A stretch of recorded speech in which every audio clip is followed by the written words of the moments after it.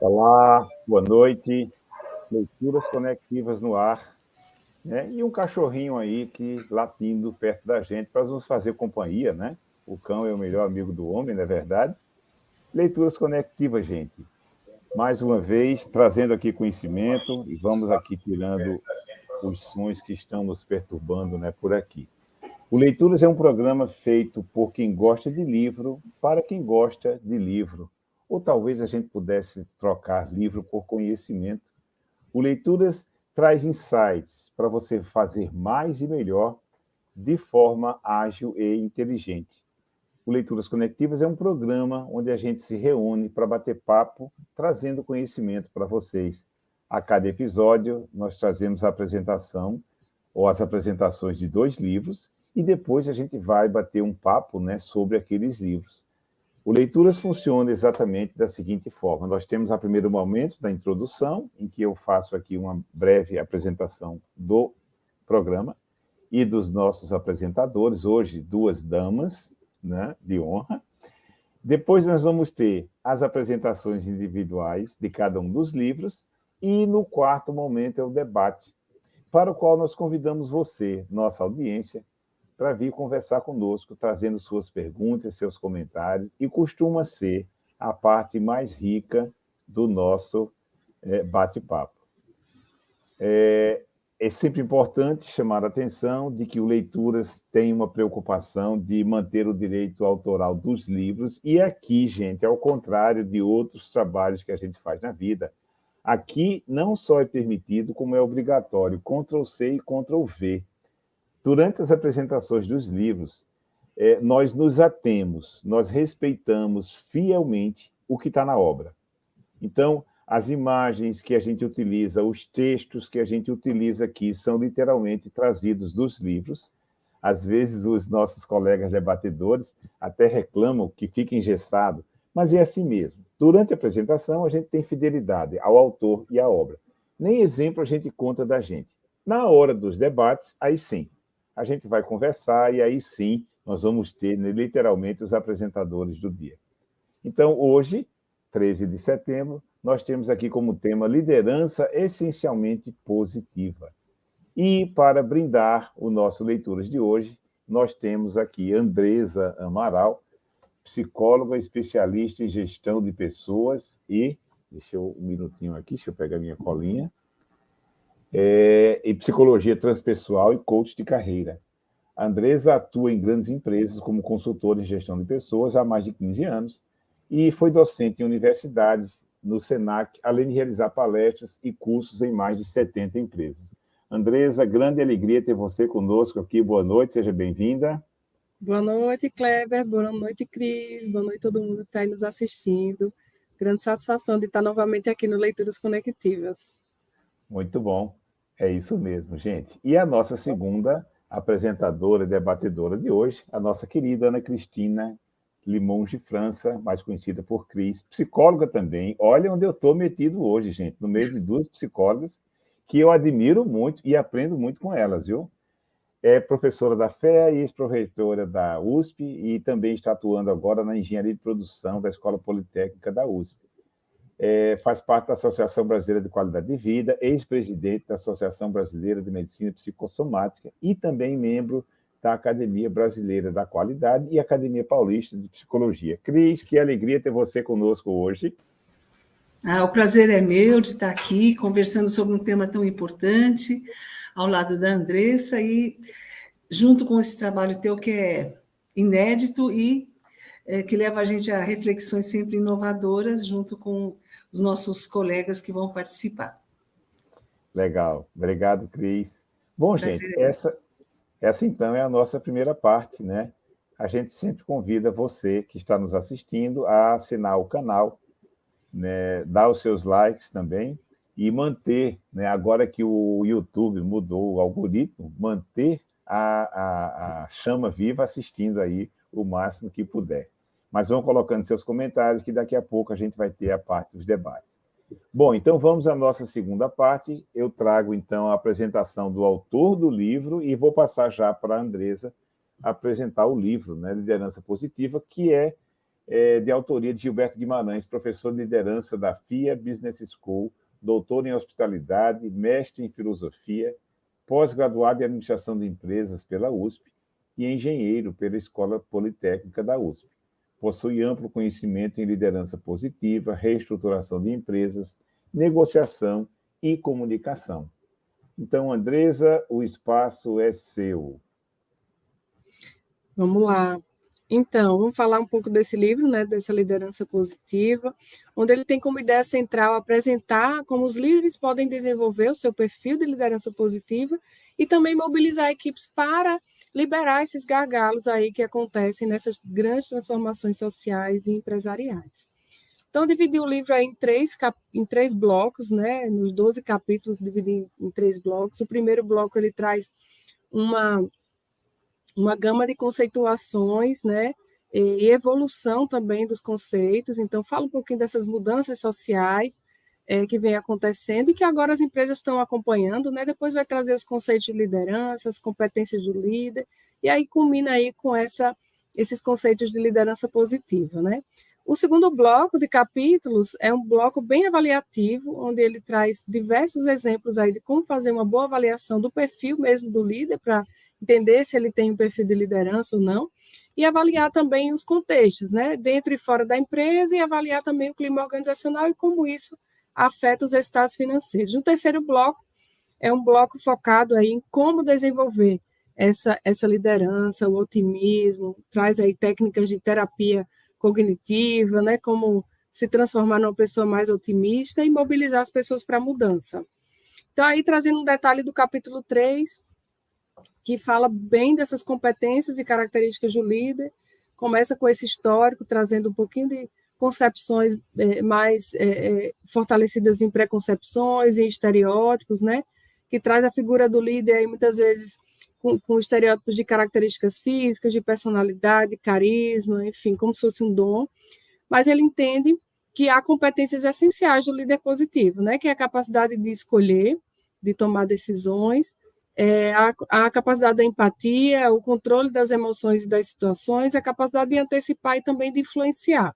E a capacidade de influenciar é uma das principais características do líder positivo, e aí ele traz diversos gatilhos de influência social, né, que ajudam nessa capacidade de influenciar as pessoas, né? Então, são gatilhos já conhecidos por todos e também traz estratégias de superpersuasão, que são bem interessantes e que trazem um resultado bem acima da média em relação a essa habilidade de influenciar. E aí, no capítulo 5, ele entra mesmo nos conceitos de liderança positiva, né, de que para ter resultados excepcionais, você precisa ter ambientes extremamente positivos, que esses conceitos derivaram da psicologia positiva, e que a liderança positiva, ela foca, não é em qualquer resultado, mas um resultado que cria bem-estar, um resultado que gera experiências positivas e inspiradoras.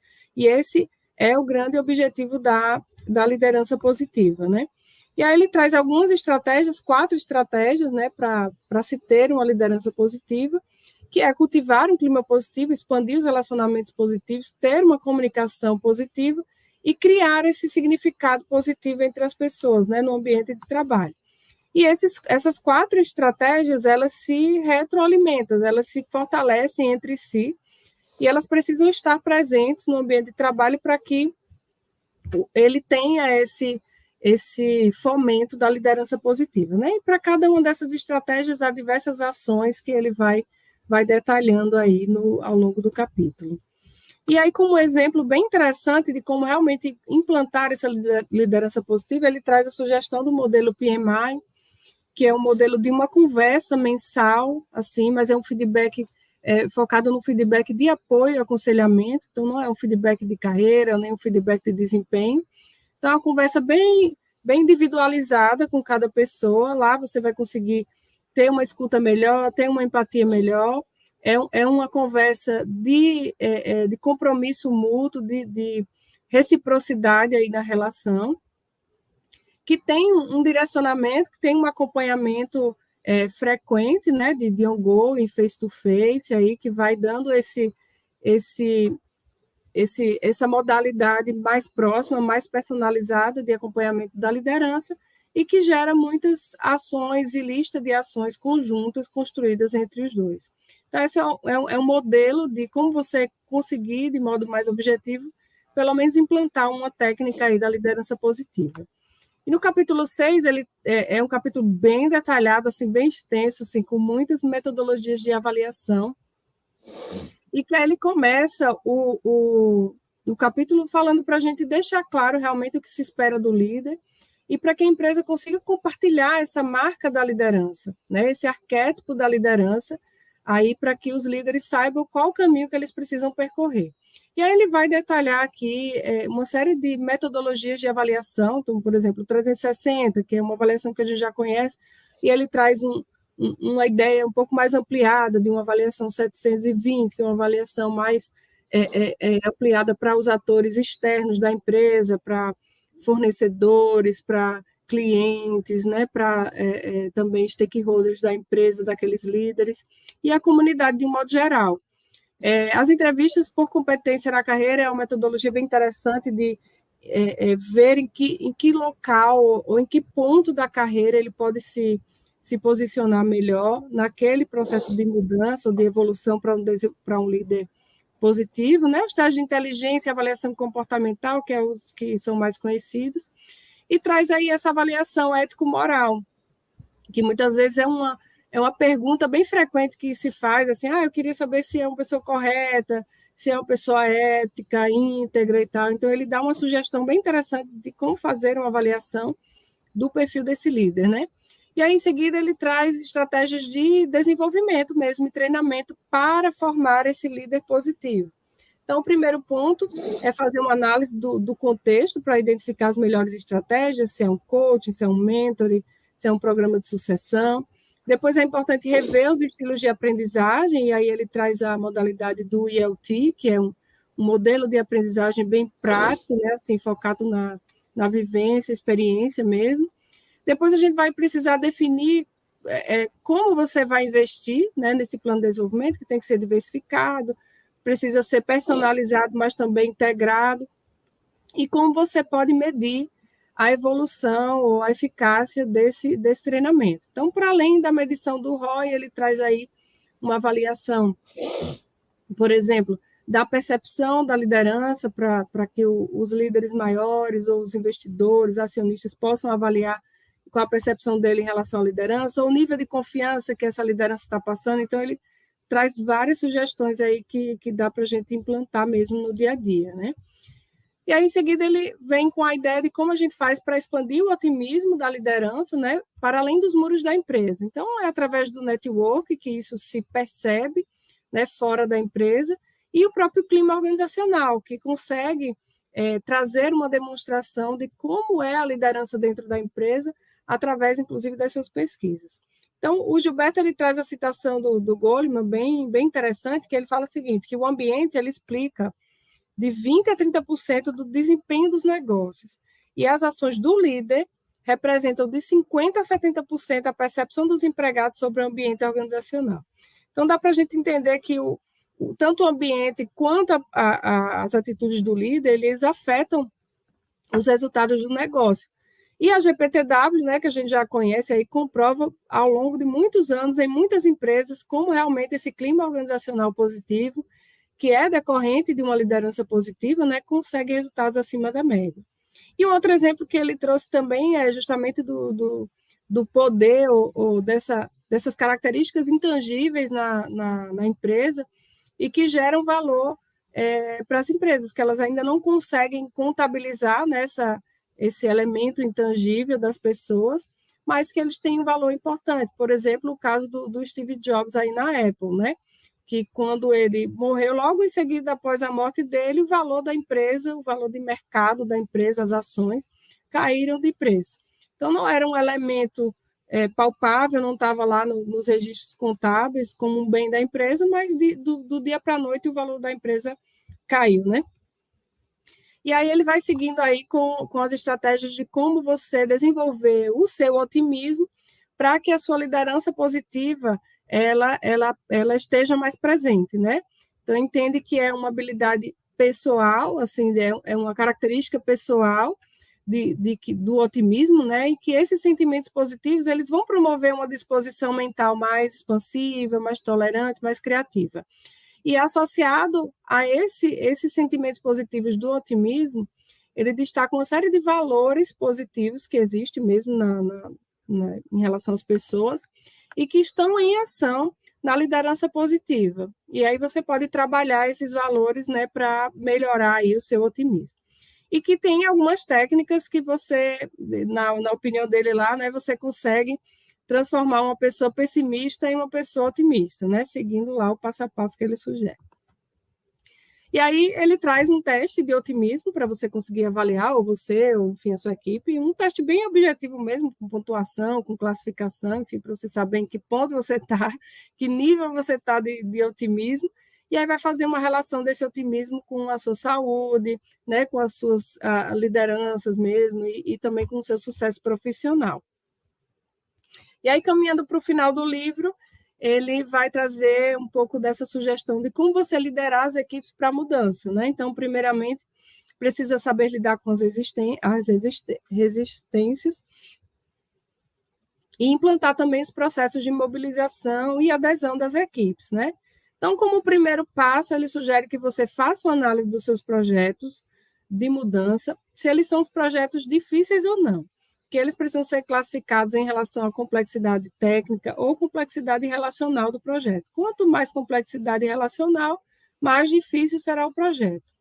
Em seguida, é importante avaliar tanto qual vai ser a atuação dos seus atores nesse projeto, quanto a postura de cada um. Então, captar bem as pessoas, captar os melhores, administrar, colocar eles, alocar nas melhores posições e depois mapear realmente se eles são aliados ou opositores em relação ao projeto ou à tarefa.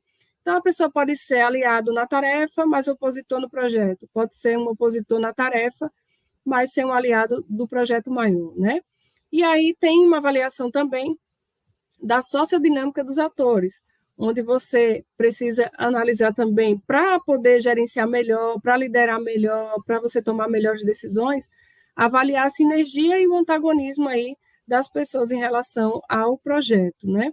É uma avaliação também individual e que você precisa identificar essas atitudes em cada um dos atores para alocar eles melhor, né? Então, é uma avaliação entre se a pessoa tem uma alta sinergia e um antagonismo baixo, ou baixa sinergia, antagonismo alto, né? E aí você vai classificando aqui se ele é uma pessoa engajada, se é hesitante, se é passivo, se é opositor, se é revoltado, se é resmunguento. Então, é importante conhecer um pouco o perfil de cada um.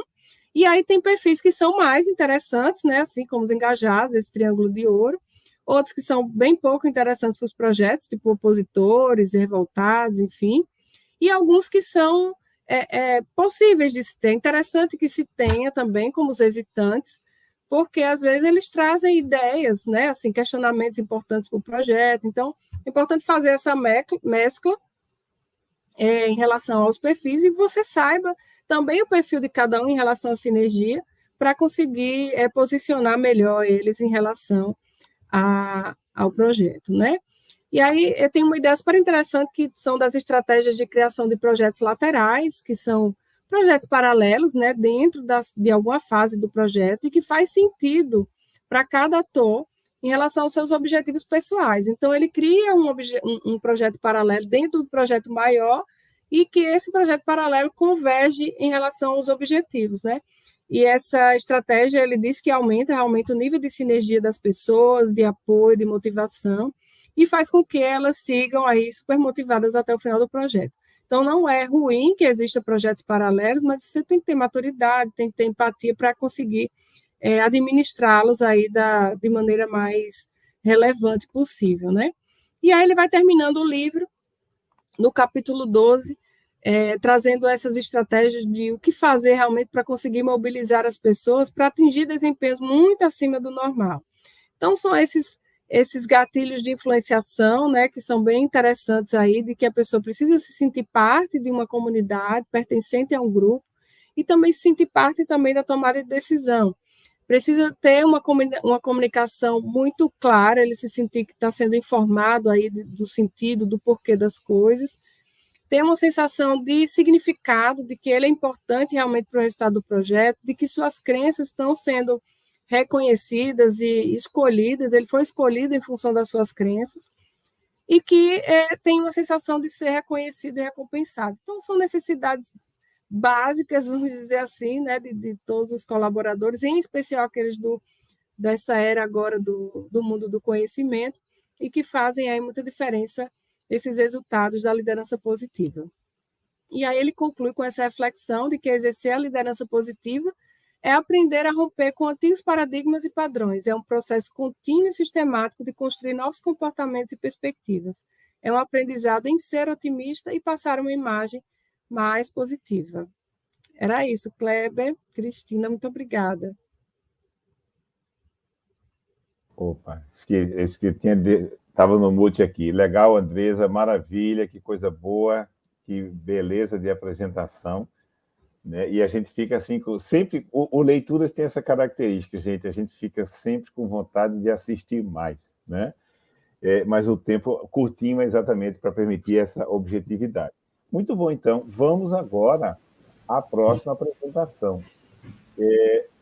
Cris, eu estou achando que o seu slide, você interrompeu aqui o compartilhamento, tá? Uhum.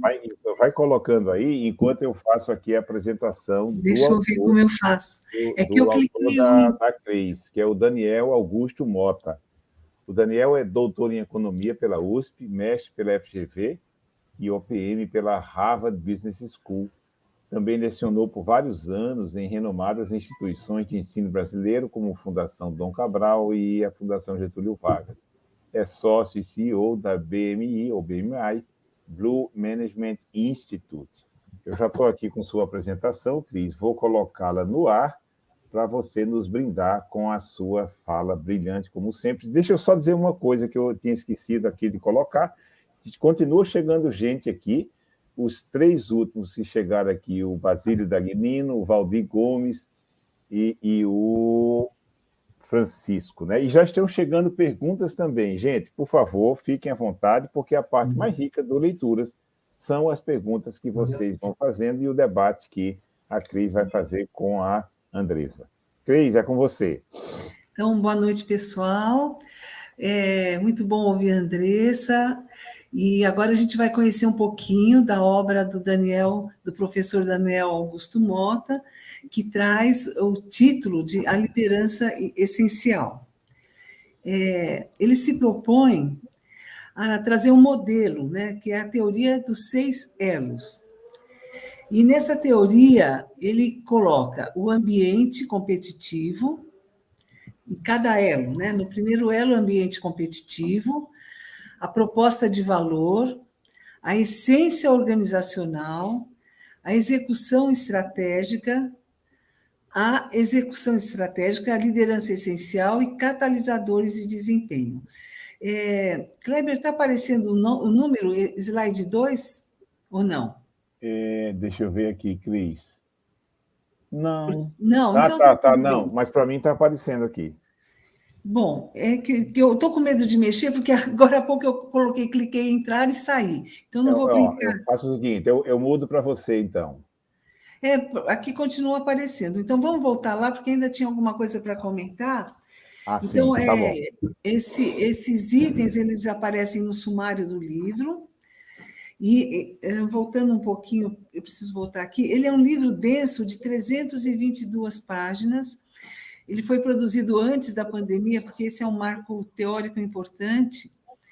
É um livro de fôlego, ele tem muitos casos práticos, e ele é centrado numa reflexão a partir do que ele vivenciou na vendinha, no empório do avô dele. Então, tem uma raiz, e por isso que no finalzinho vocês vão ver a imagem surpresa, esse material também vai ficar à disposição na gravação, que tem essa raiz ancestral, né, do que ele viu e vivenciou no empório do avô dele. Isso é uma parte bonita e inspiradora. Mas ele produziu alguma coisa com base científica muito sólida, aqui no Brasil, em Harvard, e produzida antes da pandemia. Então, isso é importante a gente saber. Esses itens, eles aparecem no sumário, e a palavra-chave de cada elo é ambiente, valor, organização, estratégia, liderança e desempenho. Eu tenho a impressão de que a apresentação está contaminada com esse dado aqui na frente, não sei se isso depois a gente tem que retomar. Bem, o livro ele é aberto pelo presidente da Natura, né, o Alessandro Carlucci, que ele destaca alguma coisa que se fala bastante: empresas são feitas de pessoas para pessoas, que a liderança envolve um vínculo emocional que é bastante trabalhado no livro. E ele trata do aumento de complexidade na vida das empresas, e daí a importância da liderança no dia a dia das empresas. Dentro do livro, há um volume imenso de dados para se aprender, e eu gostaria aqui de destacar alguns aspectos. Primeiro, essa busca do autor, a partir do que ele vivenciou já na sua infância, da experiência, isso aparece como destaque na abertura do livro, a experiência perfeita de consumo de cada um dos meus clientes. Então, aquela ideia é um livro de liderança voltada para produtos e serviços, mas com foco no cliente. Isso vai aparecer nos próximos capítulos. Eu acho, Kleber, ficou bom você tirar as imagens e deixar o destaque do slide, né?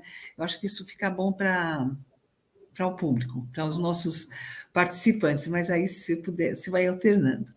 A outra questão, que é uma questão chave, e que não é vestir a camisa da empresa, mas é a aderência a crenças e valores organizacionais, ele é um pressuposto básico para o funcionamento do indivíduo a partir das normas grupais. Então, a identidade com a cultura organizacional. Isso que parece um aspecto mais festivo, ele é fundamental, segundo o autor. O outro elemento, outro elo, se refere à questão do líder. O líder essencial insere-se na própria dinâmica organizacional, ele se amolda, ele é parte. Daí a ideia de que quando você perde um líder, você está perdendo um pedaço da dinâmica da organização, e a dificuldade de você encontrar uma nova liderança essencial. Outro aspecto dentro dessa mesma reflexão do autor, cujo funcionamento do exercício dessa liderança lhe exigirá uma fina sintonia entre o pensamento estratégico, aí quem atua como líder sabe, o sacrifício, a empatia, e a visão sistêmica do negócio. Então, essa sintonia entre pensamento e negócio, isso é fundamental para a identificação e a ação e o resultado do líder essencial. E o outro elemento desse elo, as competências essenciais, elas respondem tanto à lógica estratégica como ao jeito de ser da empresa. Esse é um outro elemento bastante importante no modelo de elos que o autor traz. Um outro elo que é tratado é o elo 4, que ele chama da execução estratégica, vamos dizer, a hora de colocar a mão na massa, e que eu creio que ele ali é o coração do modelo do nosso autor, do Daniel Mota: gestão de pessoas, gestão de clientes e marcas, gestão de finanças, gestão de operações. Isso está na página 213. E sobre a liderança essencial, para chegar a essa síntese, ele escreve bastante, ele traz muitos exemplos práticos, reais, relativamente acessíveis e recentes. Então, ele chama da dimensão do papel da liderança na transformação da organização. E há outros papéis da liderança, mas aqui ele traz etapas, né? Ele coloca isso num quadrante, que é a jornada da transformação, A espiral de excelência, isso implica numa evolução.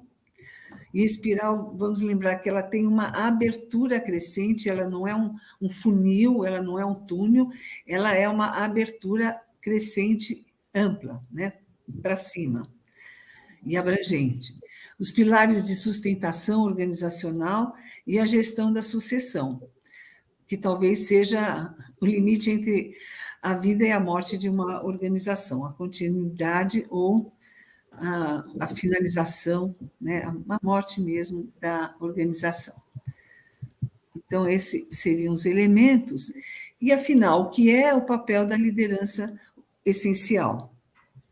Lembrando que ele trata aqui o essencial como a pedra fundamental, a primeira semente, o DNA do exercício da liderança. Isso foi tratado há algumas décadas pelo Peter Smith, que era a pedra fundamental da liderança. E ele traz aqui, né, nessa geração, no terceiro milênio, ele chama isso de essencial, trazendo também o aspecto filosófico, mas só filosófico, ele não traz as questões de espiritualidade, ele inclui aqui valores e DNA, né? Então, ele diz o seguinte, que o papel da liderança essencial é influenciar catalisadores de alto desempenho, que são compostos por significado, confiança, e aqui no significado tem a ver muito com propósito, né? Por que isso está acontecendo e precisa ser entregue? As tais das metas, né? Comprometimento e conhecimento. Aqui dentro de conhecimento e comprometimento, o desenho da competência. Então, esse norte que ele dá e esse fechamento do papel da liderança essencial seria o fechamento das questões do modelo da liderança essencial que ele traz com os elos. É uma leitura densa, complexa, mas que vale a pena para quem quer se aprofundar no tema. E, para fechar, lembrar que ele construiu isso com muito estudo, né, resgatando autores de algumas décadas, muita experiência, muita prática, muita consultoria, mas, principalmente, ele começou o primeiro passo na ancestralidade e na experiência que ele teve no armazém, né? Outros empresários já relatam isso, lá pequenininho, no armazém da cidade dele, lá vendo o avô trabalhar e ajudando o avô trabalhar. É isso que eu destaquei, e agora a gente pode ir conversando com os nossos participantes aqui da live. É isso. Legal, obrigado, Cris, maravilha, como sempre, né, trazendo muito conhecimento. E que desafio, hein? 300 páginas de livro. 322. 322, muito bacana. Incluindo a bibliografia, que é uma biblioteca. Vale a pena. Gente, antes de ir para os debates, eu gosto sempre de fazer aqui uma provocação, dizendo que o Leituras Conectivas, diferentemente de outros programas de apresentação de livros, ele se caracteriza exatamente por essa conexão. Né? A gente escolhe livros que têm uma conexão convergente e, às vezes, também uma conexão divergente, né? Nesse caso, a provocação vem exatamente no sentido de que a gente juntou liderança, mas sob o enfoque do positivo e do essencial. E a conexão que eu fiz aqui hoje, para provocar a Cris e a Andressa, exatamente de isso aqui que eu estou colocando, né? Ser positivo é essencial, ou ser essencial é positivo, né? Fica aí para a gente conversar e a gente bater papo, ao mesmo tempo em que eu já registro que estamos recebendo já várias perguntas. Eu vou começar, como sempre, né, trazendo as perguntas da audiência. E agora, como eu digo, a parte mais gostosa, gente, do Leituras é esse momento que a gente vai bater papo aqui. Eu vou trazer, então, a primeira pergunta, foi do Francisco, exatamente, ainda durante a apresentação sua, Andressa, ele colocou isso aqui, ó: como promover sentimentos positivos nas equipes em um mundo onde o medo é utilizado para controlar, né, colaboradores, colaboradoras?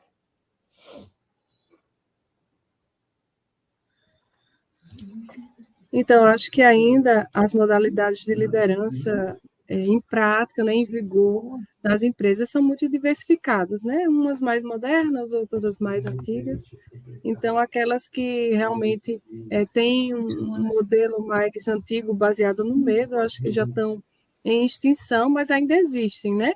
E aí, como eu trouxe na última reflexão aqui do slide, o próprio autor reconhece que a liderança positiva ainda está em processo de construção, e para isso ele entende que exercer essa liderança positiva é justamente romper com esses antigos paradigmas, né, e padrões, e que para ter essa liderança positiva você precisa estar num processo contínuo e sistemático de construir novos comportamentos seus, primeiramente, e também comportamentos, novas perspectivas de atuação, né, empresarial, enfim, que não seja só uma luta individual, né, mas sim algo realmente contextualizado. Então, eu diria isso, assim, que realmente as empresas elas têm modalidades, né, diferentes, mas acho que é possível, sim, promover esses sentimentos positivos dentro da empresa. E o autor é muito rico em trazer isso, como você ser uma pessoa mais otimista, como trazer um clima mais otimista, como ter comunicações mais positivas, como construir relacionamentos realmente que são positivos. Muito bom. Legal, bacana. Eu vou trazer agora uma pergunta do Francisco. Eu vou alterar um pouquinho aqui a ordem, porque já para colocar uma pergunta para as duas, tá? O Francisco faz aqui a pergunta venho percebendo, Francisco Dalcenter, grande abraço, Francisco. Venho percebendo que no mundo atual as guerras são travadas a mando de homens. Acredito que se tivéssemos mais mulheres no comando, o mundo seria mais harmonioso. Vocês concordam? Eu concordo. Bom, há essa cultura de que a condição feminina gera mais afeto, mais amor, mais cordialidade, né? A gente está falando da era cristã. Mas se a gente for pegar a história das mulheres antes da era cristã, elas não eram tão boazinhas assim, elas eram um pouco mais perversas, né? Então, se a gente considerar a era cristã, a gente pode concordar. Mas se a gente for voltar à história da condição humana, os estudiosos relatam 60 mil anos, alguns 80 mil anos. Então, se a gente for considerar a era cristã, sim. Mas eu acho que a gente tem que ter uma visão um pouco mais ampla sobre isso, e eu acho que o gênero masculino, né, e os outros gêneros têm condição de ser mais humanos, mais afetuosos, mais respeitosos, e a gente tem que trabalhar com isso. Achar que a responsabilidade do afeto, do respeito, da inclusão está só na mulher, eu acho que isso é olhar a humanidade de forma muito restrita e limitada, né? Muito Essa legal. é a minha opinião. Muito bacana. E, afinal, a gente tem a ABQ, que nós somos 50 homens e 5 mulheres, né? E eu acho que a gente tem aí uma boa distribuição. A ABQ, gente, para quem não conhece, é a Academia Brasileira da Qualidade, da qual a Cris é uma dessas mulheres, 5. né? E eu estou do outro lado, né, da Academia Brasileira da Qualidade também.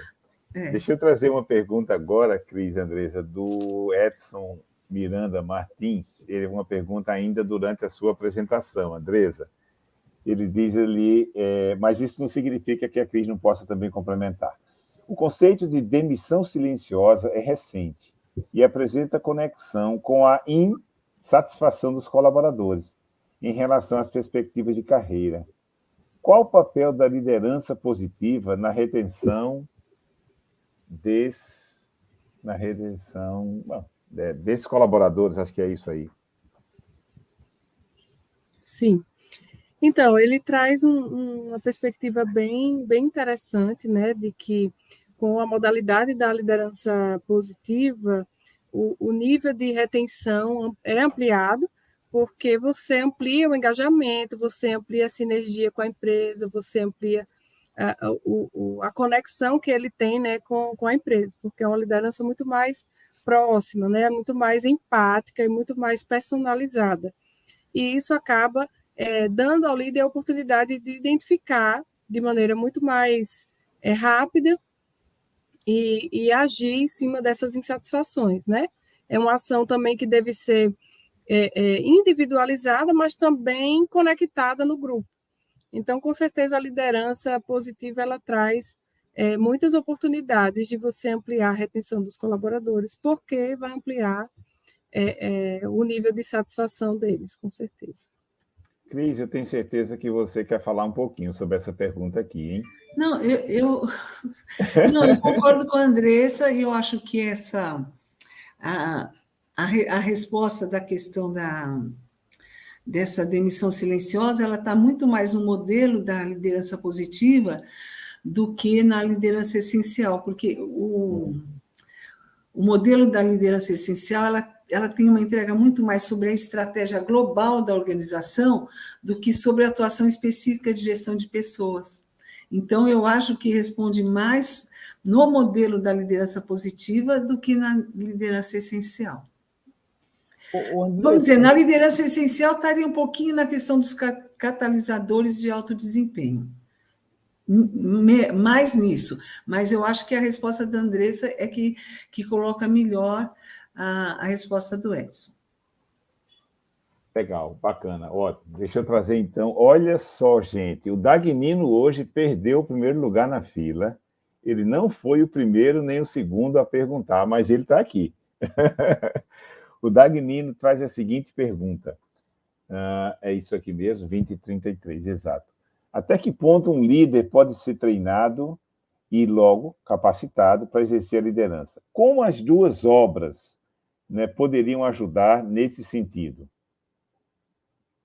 No caso, os dois autores, ou os dois conceitos, né, o modelo de liderança aí, como é que eles podem ajudar nesse sentido?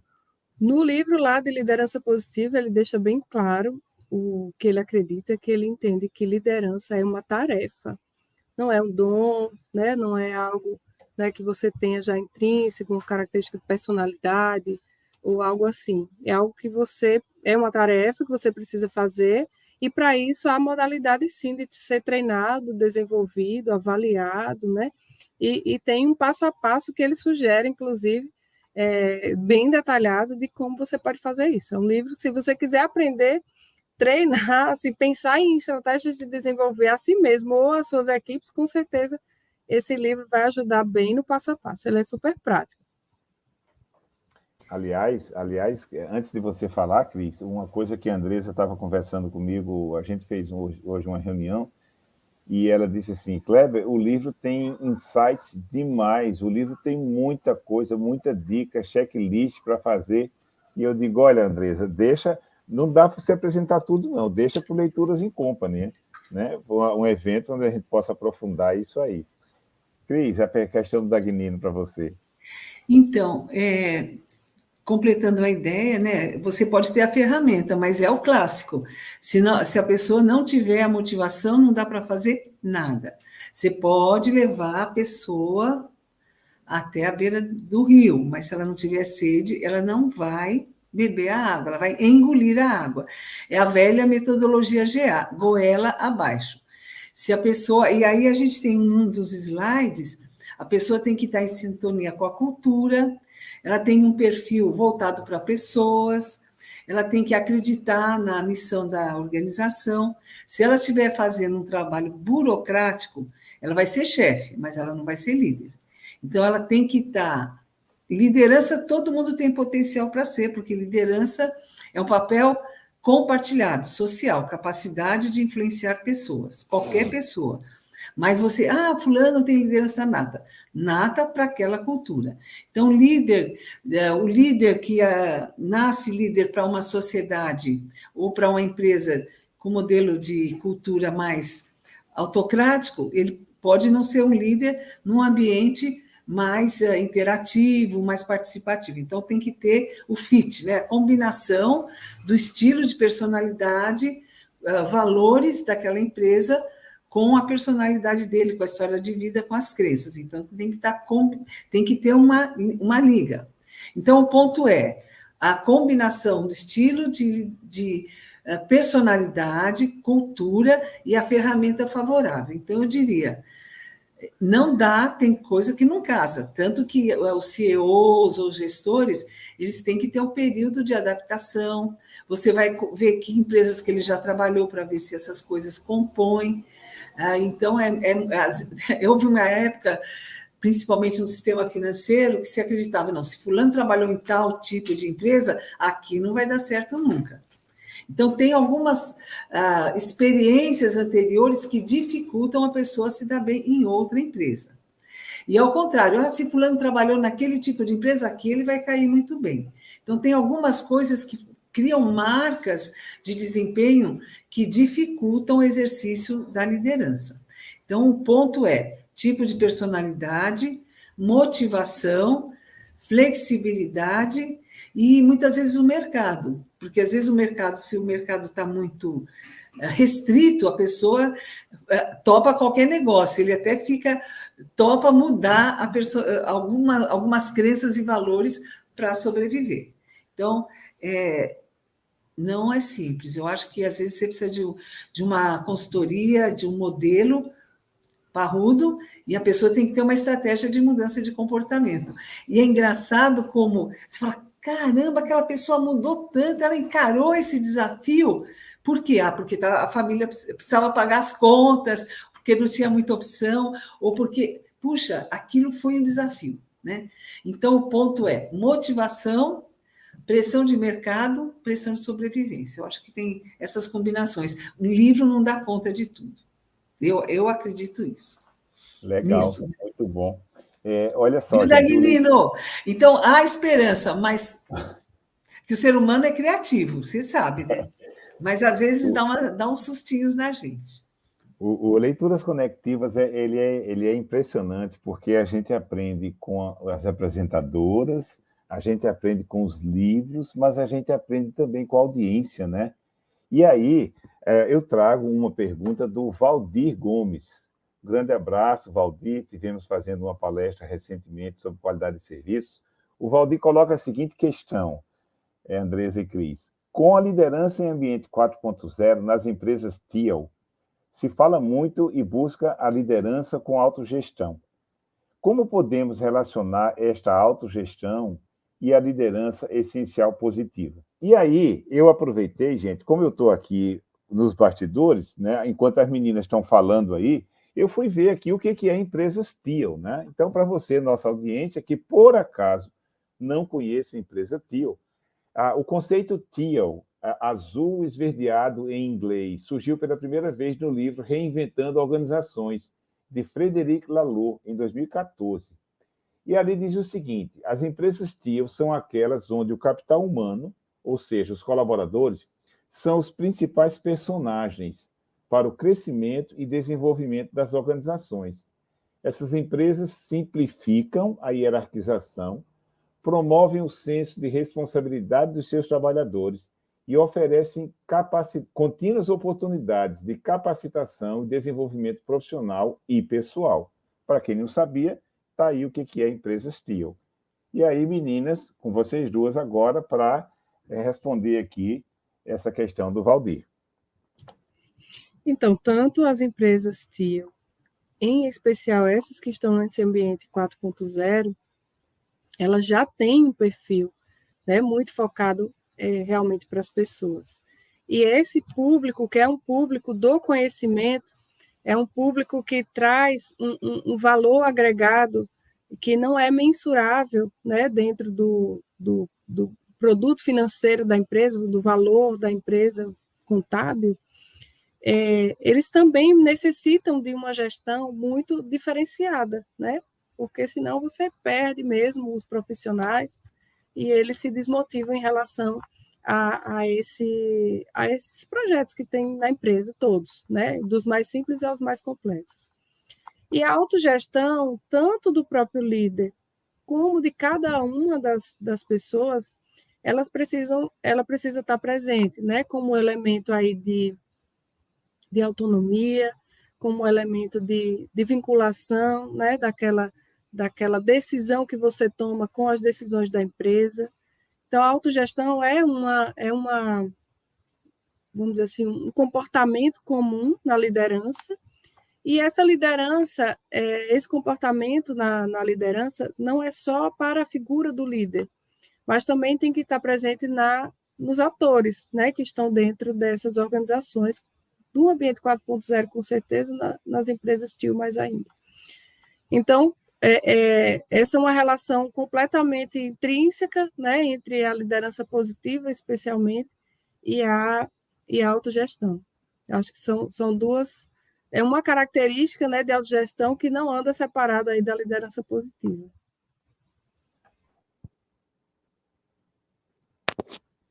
Cris?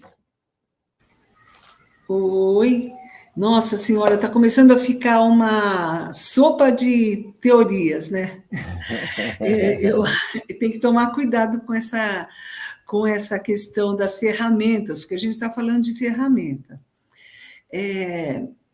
Vamos pensar que o título, né, Liderança Essencial Positiva, ela está... Os dois autores, eu acho que eles teriam que estar um ao lado do outro. A liderança essencial, ela se refere, segundo o Daniel, à pedra fundamental da influência. Vamos pensar que o termo mais comum para definir liderança é capacidade de influenciar. Como vai influenciar? Através do carisma, do conhecimento, da atratividade, catalisar. Olha, acreditem em mim para o bem ou para o mal. Tem liderança tóxica, tem todo tipo. Mas eu vou conduzir pessoas para uma meta, para um objetivo do bem e do mal, sedução, o que for. E a positiva, ela tem um aspecto mais behaviorista, comportamental. Vou puxar a pessoa aqui. Ela tem uma visão crítica? Sim ou não, dependendo do grau de maturidade, como o Eduardo falou, nosso presidente da ABQ.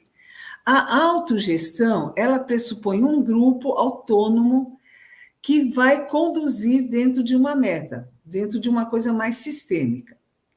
Então, a combinação disso vai depender da cultura da empresa e da meta, do tipo de entrega.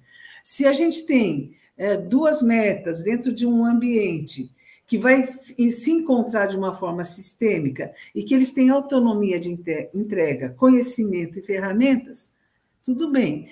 Aí, uma pode usar um estilo de liderança mais democrático, outro mais autocrático, dependendo da maturidade da equipe e dependendo do perfil da liderança e do prazo de entrega. De novo, não existe, isso o autor trata também, uma liderança única, melhor ou pior. O que a gente tem que ter, e isso também alguém comentou aqui no chat, tem que ter valor, respeito à pessoa. Assim, não se concebe como uma liderança correta a liderança que usa assédio, violência e que seja uma liderança tóxica. Hoje a gente sabe que isso é crime. Por muito tempo se concedia em função de uma causa. Então, a pessoa não recebe, não come, sofre pressão excessiva. Isso a gente já sabe que isso é crime, é trabalho escravo, é trabalho indecente. Ainda ocorre? Ocorre. Mas a gente sabe que isso não é uma boa prática e que isso tem que ser punido, né? Então, eu creio que as escolhas sobre os modelos de liderança, o contexto da liderança, é uma escolha do profissional, do grupo, que vai estar orientando nos resultados, no tempo, no negócio e no ambiente de negócios, né? Então, eu acho que isso tem que ser visto com cuidado para não virar aquela sobreposição de decisões e de consultorias, e aí você só gasta dinheiro e não tem resultado nenhum. Eu estou me lembrando de uma consultoria imensa que foi feita num banco público em transição e que os diretores e superintendentes tiveram treinamento no Brasil todo e, no final, foi feita uma discussão grande e eles tinham que escolher e discutir sobre o rumo dessa grande organização que foi reduzida a 1/3 do seu tamanho, porque entrou tecnologia, e, no final, eles começaram a cantar uma música, Somos Inúteis, e cantaram e dançaram. nós somos todos inúteis, porque eles não estavam achando um caminho. Então, tem que tomar cuidado com ferramenta, com livro, com texto, para não se sentir inútil no uso do tempo e da ferramenta, né? Então, não colocar tudo junto. Vamos fazer autogestão? Vamos usar PMI? Vamos. Vamos usar liderança essencial, positiva, transformadora, transacional? Sim, há muitas ferramentas, mas na essência é capacidade de influenciar, de entender necessidades, motivação, entregas e sobrevivência no mercado. Eu estou atacada hoje, né? Vocês sabem. Esse tema é muito bom, é ótimo. Então, e você falou inútil, e eu vou dizer uma coisa para vocês. Vocês duas estão sendo muito úteis aqui hoje, as falas de vocês, porque os bastidores aqui estão pegando fogo, viu? A turma está num debate aqui bacana. Né? Estão discutindo e discordando, isso, né? Mas tá, liderança é isso. Mas é isso, é muito rico, é muito bacana, é muito motivador. Mas a gente está se aproximando do nosso tempo aqui, né, para fazer o encerramento.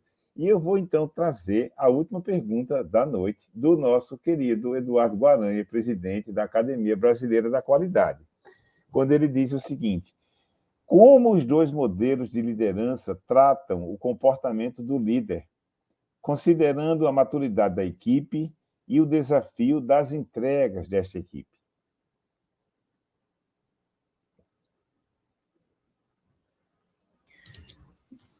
Então, nesse livro da liderança positiva, ele vai fazer um apanhado assim, histórico, né, sobre como foi evoluindo os conceitos de liderança e como se pode aplicar cada uma das teorias em contextos específicos.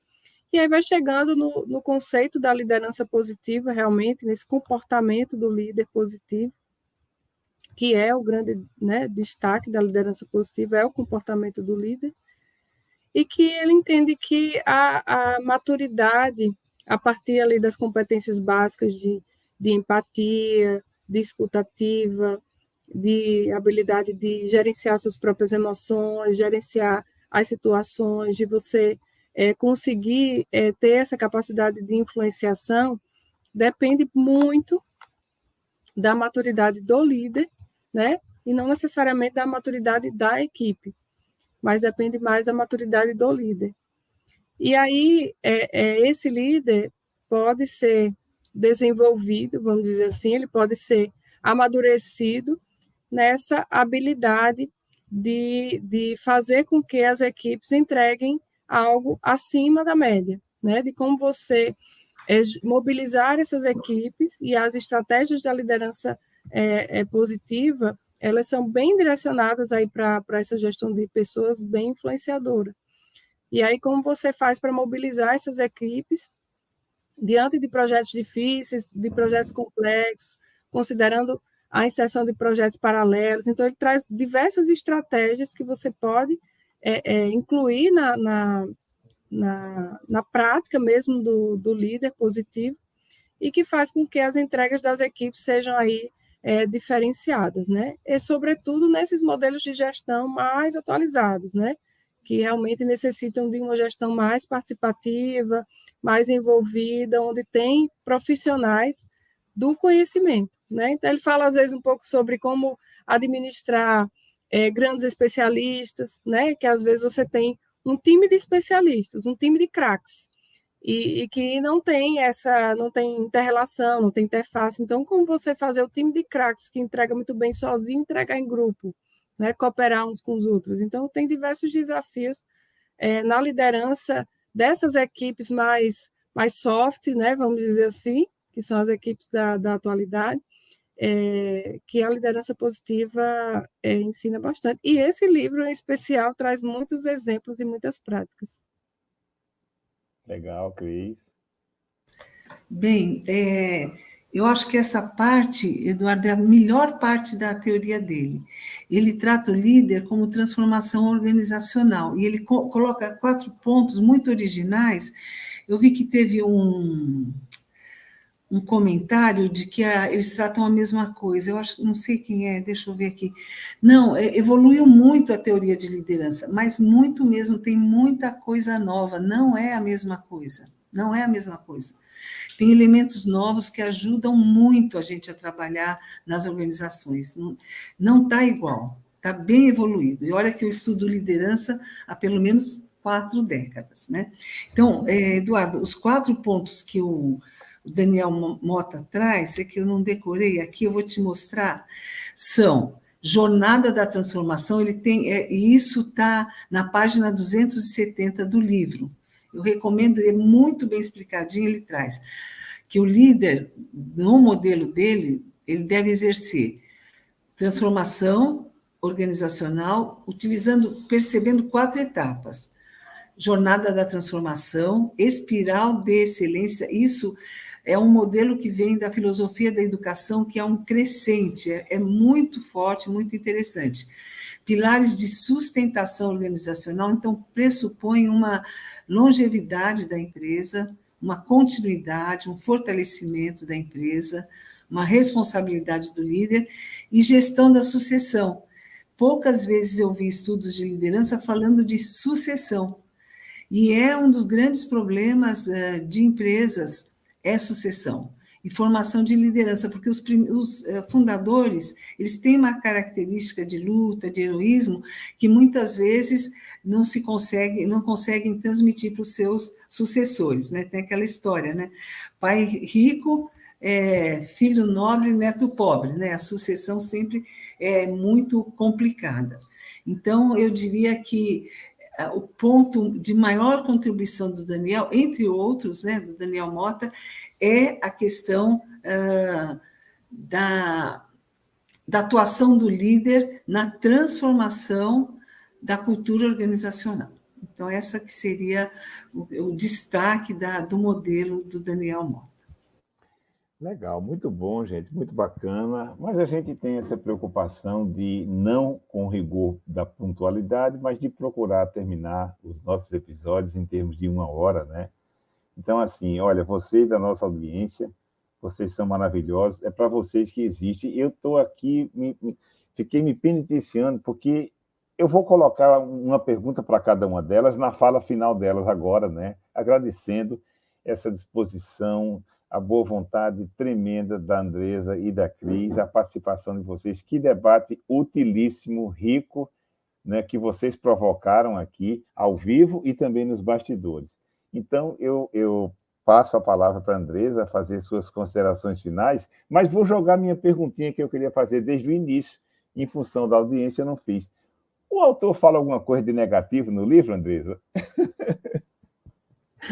Olha, ele não fala muito não, viu? Ele diz, inclusive, que tem modalidade de você transformar um pessimista num otimista. Nossa, então, se existe pessimista no mundo, ele consegue transformar e traz as técnicas e mostra como. Então, a gente sempre tem as críticas também em relação ao autor, né? Acho que cada livro ele tem pontos que são interessantes, que conseguem, né, a gente aproveitar e colocar isso em prática. É muito, muito bom quando a gente consegue ver alguém que consegue compilar assim, uma série de conceitos e trazer eles para a prática, principalmente para essa necessidade que a gente já vai vendo, né, de uma liderança mais vamos dizer assim, mais envolvida com a gestão de pessoas realmente, né, que não seja só gestão de processos, gestão financeira, enfim, mas que ele tenha essa veia da gestão de pessoas muito forte, porque isso realmente traz um resultado muito diferenciado.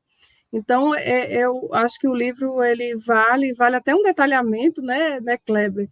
Porque ele traz muita riqueza aí de conceitos novos, de práticas novas, e que às vezes a gente também tem dificuldade de entender para que caminho eu tomo, né? Que atitude eu vou, né? Para que lado eu consigo ser mais empático, quais são as competências que eu preciso, como eu desenvolvo uma competência nova, né, para uma equipe que me demanda coisas novas, né? Então, o livro ele é muito, muito interessante nesse sentido e, com certeza, estou aberta aí para a gente detalhar ele aí, esmiuçar ele, com certeza. Muito obrigado mais uma vez pelo convite, pela satisfação de estar aí com vocês. Eu gosto sempre da audiência aqui do Leituras Conectivas, porque as perguntas são bem de alto nível, né? Assim, não é... e é de realmente quem vive na prática, né? De quem está aí no dia a dia, na liderança aí do time. Legal. Cris, eu achei muito legal o que você falou ali. Vamos fazer uma provocação para a sua fala final. O essencial é influenciar. Pois é, o essencial é conhecer, né, o que está fazendo, ter sentido do que está fazendo. Assim, sobre a questão negativa do livro, ele já diz, aqui não tem receita de bolo, não espere aqui um passo a passo. E sobre essas questões de liderança nesses livros densos, né, a Andressa que está com a mão na massa, eu acho que aqui tem um atrativo meio falso, porque tem muita coisa que não tem nada a ver com liderança aí dentro desses livros. Eles colocam muita coisa que tinha que estar separadinho, sabe? Competência e liderança? Não, não é. Isso são coisas que um líder tem que resolver. Então, eu acho que, por questões talvez comerciais e outras coisas mais, põe como chamariz um modelo de liderança que tem mais a ver com planejamento estratégico, com consultoria. Então, se fosse falar assim, cadê o conceito de liderança? Ele caberia em 1/3 do livro, no máximo, dos 2. Então, eu acho que o leitor tinha que estar, ou o líder, tinha que estar mais informado disso na introdução, né? Então, é muito bom assim estar ao lado de colegas, né, que leram, que criticaram aqui na audiência também, sobre um tema que é tão caro para a gente, né? Todo mundo quer ser líder, quer conhecer, mas eu acho que tem que dar uma espremidinha e falar, peraí, então a gente está falando de liderança e de temas afins, temas correlatos, né? Eu acho que isso é importante, porque, afinal de contas, a gente está tentando ter formação sólida, né, para poder caminhar e ajudar a caminhar junto com pares sobre esse tema, que eu acho que é um dos principais na área das organizações, né? É isso. Legal, Cris. Obrigado. Você, mais uma vez, sempre aqui com muita disposição no Leituras, né? E trazendo tanto conhecimento. Então, gente, muito obrigado, vocês duas. Sensacional. Deixa eu, então, fazer só o encerramento aqui do Leituras, exatamente porque aquilo que é tanta coisa para apresentar, mas você que está nos assistindo hoje, mas você que está nos assistindo depois, em algum momento, você pode levar o Leituras para a sua equipe. Existe a modalidade do Leituras Conectivas in Company. É um evento que é feito com maior duração, né? A duração estendida, o conteúdo é mais aprofundado, são feitas dinâmicas com os participantes, a gente pega as ferramentas. A Andressa estava dizendo, olha, teve muita coisa, tem muita coisa aqui que esse livro vai apresentar. Eu disse, Andressa, calma, existe o Leituras in Company, que a pessoa pode contratar depois para fazer para a sua equipe, né? Onde a gente faz com extensão de debate e um aprofundamento. E aí as ferramentas todas vão poder ser apresentadas também. Inclusive, no Leituras in Company, a gente faz também, se for interesse da organização, um simulado, né, para verificar a assimilação dos participantes lá no final. Então, fica o convite para vocês que quiserem aprofundar o assunto. Eu tenho certeza que a Cris e a Andressa vão ter a maior alegria em fazer isso, e a gente também em proporcionar isso. Afinal de contas, livros, né, são a melhor maneira que a gente tem para disseminar conhecimento. Fica o convite também para vocês conhecerem o site leiturasconectivas.com.br. Cada um dos episódios fica depois disponibilizado lá também. Beleza? Então é isso que a gente tinha para hoje. Muito obrigado mais uma vez, você, nossa audiência, a Alessandra, que colocou aqui, vou publicar aqui o seu comentário final. Muito obrigado, Edson também, e outros que a gente já tinha publicado os comentários ali. Tchau, gente. Beijo no coração. Tchau, boa noite. Boa noite.